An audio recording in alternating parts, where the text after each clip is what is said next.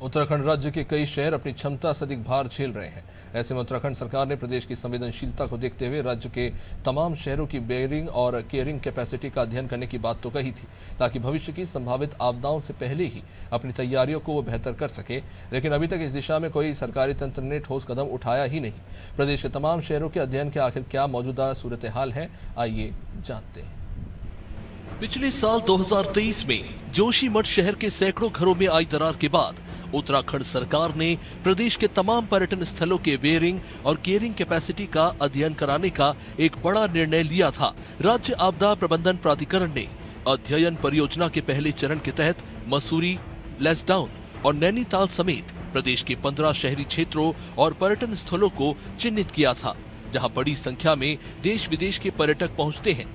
हालांकि इस दौरान मानसून सीजन खत्म होने के बाद इन शहरों का तकनीकी और वैज्ञानिक अध्ययन शुरू करने का निर्णय लिया था, लेकिन इस बात को 1 साल का वक्त बीत चुका है। बावजूद इसके अभी तक अध्ययन की प्रक्रिया शुरू नहीं हो पाई है।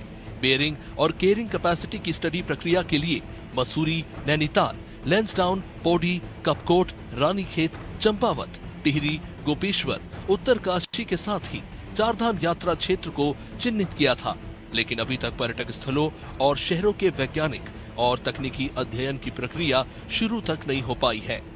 अब इसकी कैपेसिटी जो हमारा टूरिस्ट डिपार्टमेंट है वो भी आंकलन निकालेगा और निश्चित रूप में सबको पता है कि कितनी वहाँ पर होम स्टेज बने हैं, कितने होटल्स हैं, कितनी यात्रा वहाँ कितनी जा सकती है।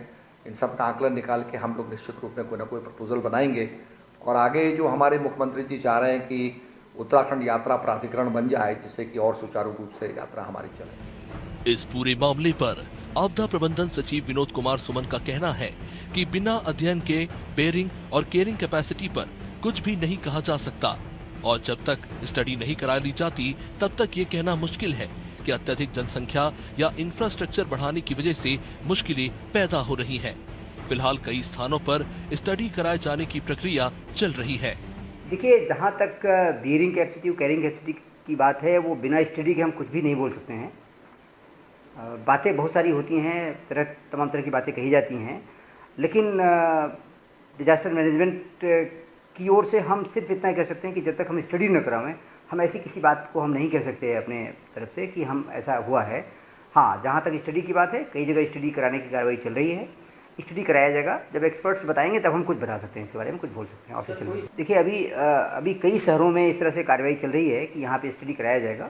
उसके लिए भी पत्रावली गतिमान हो रही है, तो जहाँ जिसकी आवश्यकता है और किस तरह से कराया जाएगा उस पर विचार चल रहा है। जब कुछ आगे बढ़ेगी बात तो हम बताएंगे। जोशीमठ शहर के घरों में पड़ी दरारों और भू धसाव के बाद प्रदेश भर के कई क्षेत्रों की बेयरिंग और केयरिंग कैपेसिटी के अध्ययन को लेकर उठा मामला अभी तक सिर्फ चर्चाओं तक ही सीमित है। पिछले 1 साल के भीतर अभी तक अध्ययन कराए जाने वाले शहरों के अध्ययन को लेकर कोई भी प्रक्रिया शुरू नहीं हो पाई। मानसून सीजन भी बीत चुका है। ऐसे में जब ये देखना होगा कि बेयरिंग और केयरिंग कैपेसिटी का अध्ययन कराए जाने की आखिर कब तक शुरुआत हो पाएगी, या फिर ये मात्र कागजों तक ही सीमित रह जाएगा। अनादि टीवी के लिए देहरादून से सोनू सिंह की रिपोर्ट।